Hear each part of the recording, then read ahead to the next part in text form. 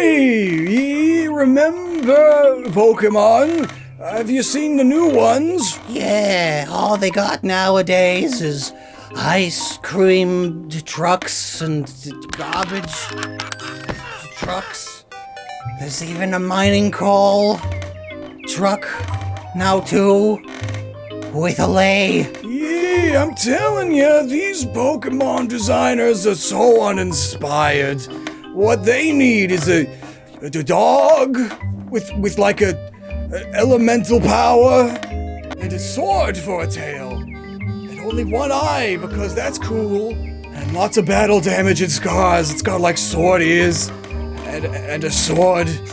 And it carries around like a shield because it's actually just completely a sword. Yeah, that'd be cool. Sounds cool and edgy. What every Pokemon should be. Yes, absolutely. The edgiest, coolest, least pink, and furriest only. Hey guys, I couldn't help but overhear you. They actually have a dog with a sword Pokemon now. Look. Not cool enough. Needs more edges. Where's the fire? The passion? It's soulless. It needs to actually be a sword, methinks. Oh, so kind of like Aegislash? Ew. How uninspired. Another inanimate object Pokemon. What happened to the good old days where everything was like a natural animal that could live in nature? Yeah, no inanimate objects. They aren't alive. And these new ones are all too human. Oh, you remember Magnemite. Now there's a cash money design. Oh, and then it evolves and there's like 2 more of them. It's a classic. Oh, just like Hitmonchan's a classic. Love it. Inanimate object Pokemon are cool, okay? First off, they've always been around. Secondly, lots of Pokemon are based on cryptids and mythical folktale monsters, and Pokemon is a Japanese game, and there's the well-known and classic Japanese folktale of the Tsukumagami, a tool or object that after 100 years of use will gain kami or spirit and come to life. This is why the, original object Pokemon, Voltorb, literally just a Pokeball with a face, is Pokemon number 100. Pokemon are not just animals and are not just things that could magically exist in fantasy nature, and they never have been. Now, it's perfectly fine to have your own thoughts and preferences, of course. I freaking hate this thing, but it's annoying when you pin your negativity and distaste on the supposed failings of Pokemon itself, rather than framing it truthfully as just, your own opinion, man. All of this, though, is just to sort of preface all of the everything folks will say in the comment section below about the Pokemon line we're talking about this week. And that's the Aegislash line. Swords possessed by the spirits of those they slew. Oh gosh, I remember when these guys were first revealed. Soulless Game Freak can't even figure out a way to have a sword work as a living animal in nature. So they just cheap out and make it a ghost. They could have just done a cool wolf, or with a swordy elemental power, like lightning or something. I mean, what are they basing this on? It's not like possessed swords are a huge trope or anything. I kind of feel like this awkward pause is to make a point of how silly I'm being. But I won't back down unless you give me some example. See, there's lots of examples. Hello? Oh, no, I think I killed him. Well, I'd better stuff him in a mattress and get a new one from today's sponsor, Helix Sleep. Helix makes premium and customized mattresses to fit your sleep needs. By simply taking their online sleep quiz, they can match you or you and a partner to the perfect mattresses. Plural there, because they also have different options for different budgets. Financing options too. And they've got their all-new high-end collection of Helix Elite mattresses, which feature dual microcoil layers, targeted pressure relief, best-in-class support, and glorious build quality. Even the Sleep Foundation calls them the best luxury mattresses of the year. My wife and I got the Helix Midnight Lux 6 years ago, and it's held up great and is still the best mattress we've ever had by far. The balanced feel for my back sleeping and her side sleeping and Sasha's being a cat sleeping, and the cooling cover to help dissipate excess heat away from underneath us is glorious in the ever-warming air. Oh gosh, this is the most comfortable I've been in decades. Shame I had to die to feel it. You could possess it and feel that way forever. Oh my, I haven't been happy since the 90s. This is immaculate. How did you get this? Well, it was worrisome at first. I mean, who wants to buy a mattress without trying it first? But Helix knows this, so they take the stress away by giving you a 100-night sleep trial to make sure you love it, and a 10-year warranty to make sure you keep loving it. Also, now's a great time to check out the link in the top of the description because it's their Cyber Week sale. It's 25% off site-wide, and a free sleep bundle with every mattress. That's 2 pillows, a mattress protector, and a sheet set. You can take your old sheets, stab some holes in them, and become a ghost. Oh, stop. You're going to make me stain the bed. Oh, I think your corpse is doing that already. Oh. Now then, magical, possessed, and or cursed swords are clearly nothing new. In fact, one of the most iconic classical cursed blades serves well as a starting point for today's video journey. Cursed Muramasa blades were likely a big part of Aegislash's initial inspiration, though not its visual design. We'll get to that, I promise. So, Masamune is widely considered to be the greatest swordsmith in history, and supposedly his blades were of such high quality that many suspected them of being magical or even possessed by demons, in the case of what would later be dubbed as Muramasa blades. According to legend, Masamune and his apprentice Muramasa once made dual swords, and each excelled at different aspects. One was extremely offensive and indiscriminate. It could slice through anything and anyone perfectly. It was a demon blade that would slowly drain the wielder of their humanity or even life, while the other blade was a more righteous and held-back blade. It could still perfectly cut things, but it itself would try to avoid striking the innocent and undeserving. It focused instead on justice, honor, and defense. Which brings to mind Doublade's Pokédex entry. The two swords employ a strategy of rapidly alternating between offense and defense to bring down their prey. And this aspect of them, of course, evolves further when they themselves evolve. Aegislash itself has 2 forms it alternates between. Its blade form is like Muramasa's bloodthirsty sword. It can cleave any opponent with the strength and weight of its steel blade. And meanwhile, shield form Aegislash uses its steel body and force field of spectral power to reduce the damage of any attack. And also, just like those demon blades, this line of Pokemon feeds themselves by draining the life force or even the very souls of others. Specifically, those who try to wield them. One of Honedge's Pokédex entries says, if anyone dares to grab its hilt, it wraps a blue cloth around that person's arm and drains that person's life energy completely. And Aegislash itself uses its potent spectral powers to manipulate others. It once used its powers to force people and Pokemon to build a kingdom to its liking. Apparently, it can detect the innate qualities of leadership. According to legend, whoever it recognizes is destined to become king. This itself could easily have been inspired by the folklore and legends surrounding the very real Oda Nobunaga, the great unifier of Japan and the great demon king. He happens to be quite evil, to put it lightly. Many at the time of this unifying of his claimed that no human could possibly be as ruthless, wicked, and merciless as he was. So clearly, the demon in his Masamune sword was slowly draining and replacing his own soul, possessing him through the sword. It was simply too much for people to accept that humans truly are capable of great evil, so, Yeah, it had to be the demon sword, right? There's no way a human would be capable of that, because that would mean, like, I'm capable. No, it had to be the demon sword. This exact idea inspired a lot of the media surrounding Nobunaga, to the point that it has its own TV tropes page, but looking into that is getting a little too sidetracked. So, while the generic possessed sword trope and the idea of possessed swords turning kings evil clearly inspired the initial idea behind this line of Pokemon, you can just kind of look at them, and you can tell they are not Japanese swords. So what are they, Lockstin? Get to the point! Play the objective! I hear you say, and well, You just activated my trap card. Impossible! Are you ready to learn way too much about European swords in a video thinly veiled as being Pokemon related? Oh boy! Then let's go! First, look at this. It's a generic short sword, and here's a generic long sword, a two-handed sword, a hand and a half sword, or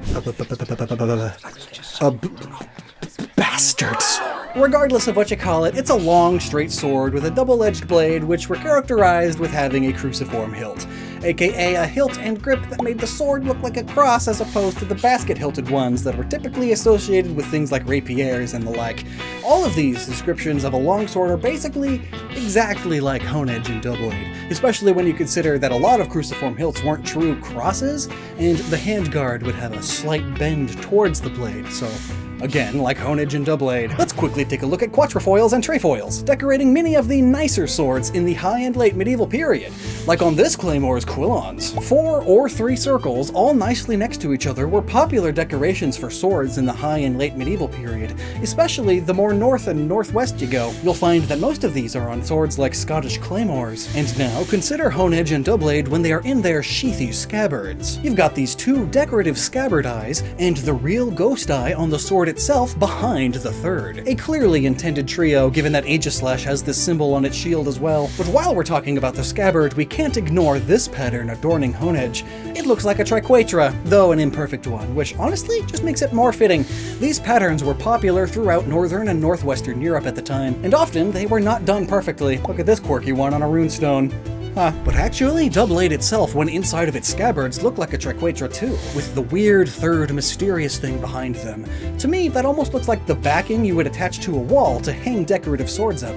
Or perhaps this is what becomes Aegislash's shield when it evolves. I'm just not super satisfied by saying they are abnormally short or cutified claymores just because of their hilts and decoration.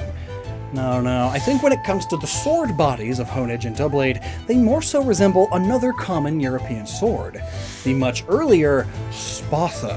A spatha is a broad Roman longsword, and I would definitely agree that all 3 of these Pokemon are quite broad. And remember Aegislash's dex entries relating it to kings and kingdoms and their fall. Once upon a time, a king with an Aegislash reigned over the land.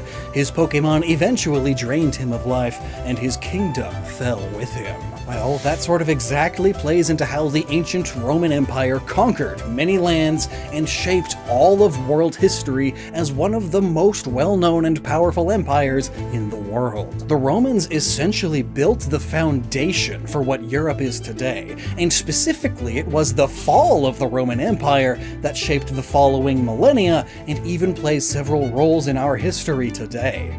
The Roman Empire had many enemies, of course, but one of their biggest early rivals was the Gallic Empire, who controlled, oh hey, it's the 3 European Pokemon regions. Fancy that! I wonder if that's a coincidence. But now hey, there's some really long and complex history I'm going to be dramatically oversimplifying in these next 2 sentences, but here it goes anyway.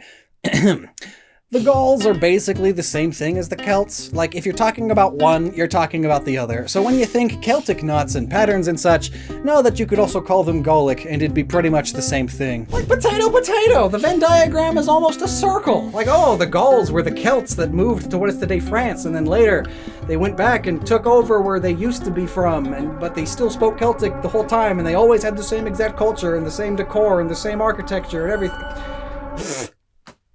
It's like saying the 2 Dakotas are different. So that being said, considering the Romans eventually conquered the Gauls and integrated their cultures and such, it's not a stretch at all to say that Honedge is a spatha, the Roman sword, inside of a Celtic or Gallic sheath. I mean, look at the patterns. Those are some classic Celtic knots. But we don't end there. Oh, no. Europe had a long history with swords, and if we fast forward a few centuries, we reach the age of Vikings. Notably, Kalos has a lot of Norse inspiration found within it too. Like, literally the legendary trio, the Box Legendaries, are as Norse as you can get, pulled straight from Norse mythology. Just like this particular sword, the Tyrfing. First of all, just look at it. I can very much see that as Honedge. This legendary Old Norse sword slowly drains the life of its wielder, Svarvlami, or however you want to pronounce this guy's name. He's the king of Gardariki. That's also mispronounced, but he's Odin's grandson. Seeking an all-powerful blade, he managed to trap the dwarven blacksmiths Dvalin and Durin, and would only free them if they forged him a powerful magic sword with a golden hilt. Much like this Pokemon line's golden hilts and edges, the dwarves did make the sword, and it shone and gleamed like fire. However, in revenge, they secretly cursed the sword so that it would kill a man every time it was merely drawn, and eventually it would kill the king himself. Oh geez, a cursed magic sword that eventually kills its wielder just by wielding it. That's just like our ghost-type Pokemon here. But now, I want to look at real Viking swords. Do they fit? Well, kinda. Meet the Viking sword, which, despite the name, were mostly not made by the Norse or Vikings. They were actually mostly made by the Franks, aka the Old French. Boo! Oh, I know, but yeah, the Franks were widely seen as the best weapon makers during the bulk of the later Viking and High Medieval ages. So, their swords, also known as Carolingian-era swords, were often bought or even stolen by the Vikings. Many Norsemen would even collect the gold and treasures stolen during said Viking raids and use them to buy a basic Frankish sword, and that could very be why Aegislash, being so Viking-heavy in inspiration, is still so perfectly fitting for a Pokemon native to Kalos, because most Viking swords technically came from France, aka Kalos. And by them being Viking swords, that makes their ghost typing all the more fitting, as Viking swords were often buried with their owners when they died. Hence why most of the Viking swords we have today were found in Viking burials. And particularly powerful people, aka Norse kings and especially wealthy Vikings, would often have swords gifted to them by the less powerful as a means of appeasing them. It's like giving gold to a dragon. And those kings or noblemen would be buried with all of their said swords, which further solidifies the real-world inspiration perfection of Aegislash being so heavily associated with both kings and death. As is the fact that lots of valuable Viking swords would be sacrificed to lakes and bogs as a means of praising their gods, and bogs and marshes have long been associated with the afterlife and the souls of the dead, both in ancient to medieval folklore and in modern-day media. But this, of course, isn't to say that Vikings and Norsemen didn't make their own swords at all. Rather, they just always traded them for the better Frankish ones whenever they had the opportunity to do so. See, they couldn't exactly make good swords due to their location. Their cold, damp, and boggy mountainous climate basically meant their iron was terrible. Like, the best iron they had was bog iron, found in bogs. It was bog iron. The bacteria in those bogs oxidize trace amounts of iron to gain their energy, and in doing so, they concentrate the iron in a way that can be harvested by humans, but the downside is that bog iron is comparatively weak, prone to chipping, cracking, dulling, things you don't want a sword to do. So that being said, in the early Viking Age, they actually did manage to use that iron and craft the strongest blades for the time. And they did so entirely accidentally, or through religion. Same difference. Norse blacksmiths wanted to imbue their blades with the souls and spirits of their dead ancestors and animals to make their swords all the more powerful. And in a way that's essentially making ghost swords, yeah? Kind of like Honedge and such. But they did this by using their ancestors and animals' crushed up bones. And the fun thing is, this actually worked! For a time, the Norse were making the most durable swords this way, but not because the soul is stored in the bones. Rather, it's because the carbon in the bones was binding to the bog iron and creating a rudimentary form of steel, long before the rest of the world even knew what steel was, leading to Vikings and their swords becoming an unstoppable continental menace. Until the rest of Europe caught on to what steel was and then made it out of better iron, so it was just better. Yeah. But still, bone spirit French Viking sword that kills its wielder with a curse? Hello? But there is still one big question. Aegislash. That's the question. Aegislash.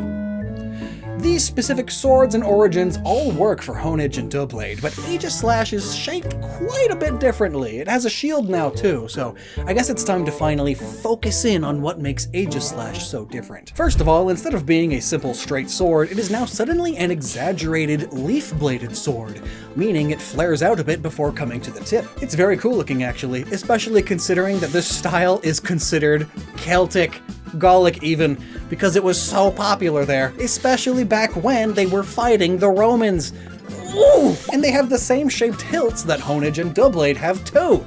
Woo! However, they weren't the ones who invented the style. That honor goes to the Greeks, which is notable because Aegislash's name pulls from Aegis, the legendary shield or buckler used by Zeus himself. Yes, the Greek god. We're going all over Europe today, and Kalos already has quite a few other Greek references to be found in it. So what's one more? This Aegis shield or buckler in its most powerful form has Medusa's head on it, which, stretchy time, could be why there's these three eyes of the previous mon now on the shield, and why when Aegislash holds the shield with both hands in shield form, the tassels could look kinda like thick snaky hair coming from the shield. Plus, the slitted pupils of all three mon in the line are very fitting of snakes. There was also one other Greek god, though, who could use Aegis, and it was Athena, the goddess of wisdom and strategy, especially in regards to politics and war. Much like Aegislash helping its king make a kingdom just how it likes. In the Iliad, the Aegis is described as having 100 tassels of pure gold hung fluttering from it, tight woven, each of them. And Virgil calls the Aegis a fearsome thing, with the surface of gold like scaly snakeskin, and the linked serpents and the Gorgon herself upon the goddess's breast, a severed head rolling its eyes. Which really is just a sort of more gory and gross version of Aegislash. But other than being eyes, perhaps these circles in the middle of the shield are also there to resemble rivets, thus making its shield a sort of target, which is perfect for Kalos, aka Poke France, since the word comes from Old Franconian. Fun fact, the diminutive form of target is target, and that's where we eventually get target, meaning thing to aim at, from, because targets were round things, often with small concentric circles on them, made of rivets. And of course, they get aimed at, whether purposefully or not. You know, an arrow's coming at you, you're gonna hold up your target. Arrow's gonna hit that. Ooh, this is your new target. Completely unrelated, but it's cool. And since we were talking about claymores earlier, here we also have another connection to the Scottish from the late 16th to 18th centuries. The Scottish Highlanders' main means of defense during battle was their targe, or targ. But after the Highlanders' loss in 1746, Great Britain's Parliament completely outlawed them in Scotland, except by explicit permission. So most of them were destroyed, and thus the few Scottish targes we have today are fancy ones that the nobles were allowed to keep because they got the money to do so. Hence the almost fancier association we have with them today. But in another stretchier kind of way, this sort of means that shield form Aegislash acts as a pretty amazing allegory for the subjugation of the Scottish and other Gaelic peoples under Rome's and later England's colonialist empire. Because shield form's dex entry states, it once used its powers to force people and Pokemon to build a kingdom to its liking, which is like literally what happened to Scotland and is still kinda happening today. Good old England. Oh, but hey, Excalibur is a legendary English sword, arguably the most famous legendary sword in the world, and funnily enough, the French name of Aegislash, Aegislash, references it, which is too fitting, really, due to the whole sword in the stone thing. Whomever pulls the sword from the stone will be the next king. Well, I didn't vote for you! Because only the divinely appointed king even could. They are chosen by God, pure of heart and all that. Almost like the sword itself can sense that it's being grabbed by someone like that. It's quite literally Aegislash's Pokemon Y Dex entry. Again, it can detect the innate qualities of leadership. According to legend, whoever it recognizes is destined to become king. Wow, that's 1-to-1. And before any King Arthur nerds raid my comments, yes, the sword in the stone is a different sword from Excalibur. in some early King Arthur stories, but not others. Is Excalibur the sword from the Lady in the Lake, or is it the sword from the stone? The answer is yes, because it depends on who you ask and which story you're going off of. It's also just really old Welsh for a sword. So maybe Excalibur wasn't even intended as like a fancy name, it's just a sword that happens to be magic. But that's a tangent for never. Unlike this one, Durandal is a French legendary sword, though rightfully it is not as well known. In short, it's a magical holy sword given to Roland the Paladin by an angel. Like Aegislash, it's basically magically durable and never dulls. All the while, it can cut through absolutely anything with ease. And also, like Aegislash, it has a golden hilt. Though, unlike Aegislash or Excalibur, the Durandal doesn't have anything to do with kings, besides slaying them. But only if they're Muslim. Holy wars! Batman? Now, before we conclude, there is one last thing I want to delve into a bit. Aegislash's Japanese name, Gilgard. It's gilded with gold, it's guarding itself, and it sounds similar to Giru, Japanese for to kill with a sword. But also, considering Aegislash references an ancient epic with that Aegis, perhaps this name is too. I see a lot of folks say that the name is referencing Gilgamesh, the king of Uruk, in the oldest written story we have, the Epic of Gilgamesh, and I can see it, but I'm not totally convinced. In the tale, Gilgamesh goes on a journey to discover the secret to eternal life, and fails because life, which you look for, you will never find. For when the gods created man, they let death be his share, and life withheld in their own hands. Which is a bit of a beautiful irony, because even though he did not find eternal life, his legacy has very much carried on due to being the archetype of all other heroes' journeys, and being one of the most widely translated stories in all of history. Fitting for a ghostly sword that possesses kings itself, I suppose. Especially since Gilgamesh gets involved with lots of gods, demons, and the undead too, but the odd thing is Gilgamesh isn't particularly known for using weapons or even shields at all, and so has no associated legendary equipment in this way. He was too arrogant about his muscles and kingly charisma, so maybe this theoretical connection isn't intentional. I mean, he is an ancient king, but maybe I'm just ignorant of something. Or maybe conclusions are being jumped to. Like this one. Never stop using your noggin.